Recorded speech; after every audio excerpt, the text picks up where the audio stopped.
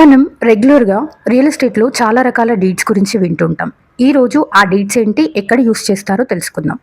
Sale deed అంటే ప్రాపర్టీని అమ్మినప్పుడు ఓనర్‌షిప్‌ని అఫీషియల్‌గా మార్చే డాక్యుమెంటే ఈ sale deed document. Title deed అంటే ప్రాపర్టీ యొక్క ఓనర్ ఎవరో కన్ఫర్మ్ చేసే డాక్యుమెంట్. గిఫ్ట్ డీడ్ ఎవరైనా మనకి ప్రాపర్టీని ఫ్రీగా అంటే వితౌట్ టేకింగ్ మనీ ఇస్తే అప్పుడు యూజ్ చేసేది gift deed document.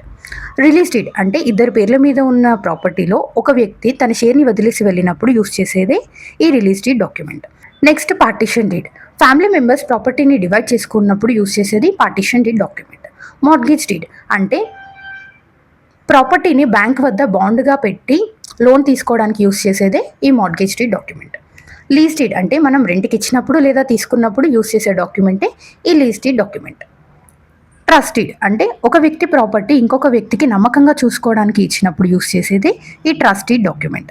Settlement deed అంటే ప్రాపర్టీని ఎవరికి ఇవ్వాలో ముందుగా డిసైడ్ చేసే డాక్యుమెంటే ఈ settle deed document.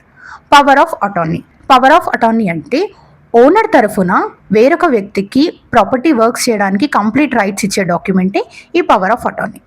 Exchange deed అంటే ఇద్దరు వ్యక్తులు ఒకరి ప్రాపర్టీ ఇంకొకరు ఎక్స్చేంజ్ చేసుకున్నప్పుడు యూజ్ చేసేదే ఈ exchange deed document. Next rectification deed అంటే ఓల్డ్ డీడ్లో ఏవైనా మిస్టేక్స్ ఉంటే దాన్ని కరెక్ట్ చేయడానికి యూజ్ చేసేదే ఈ rectification deed. Next agreement to sale అంటే ప్రాపర్టీని అమ్మడానికి ముందు కుదుర్చుకునే ఇనిషియల్ కాంట్రాక్ట్. డెవలప్మెంట్ అగ్రిమెంట్ అంటే ల్యాండ్ ఓనర్ ఇంకా బిల్డర్ కలిసి కన్స్ట్రక్షన్ కోసం కుదుర్చుకునే డీలే ఈ డెవలప్మెంట్ అగ్రిమెంట్. అయితే ఇలాంటి ఇన్ఫర్మేటివ్ వీడియోస్ కోసం ఇప్పుడే ఫాలో చేయండి మన ఫ్లెక్సా రియాలిటీ పేజ్ని. అలాగే ఇందులో ఏ డీడ్ అయినా మిస్ అయితే అది కామెంట్ సెక్షన్లో చెప్పండి.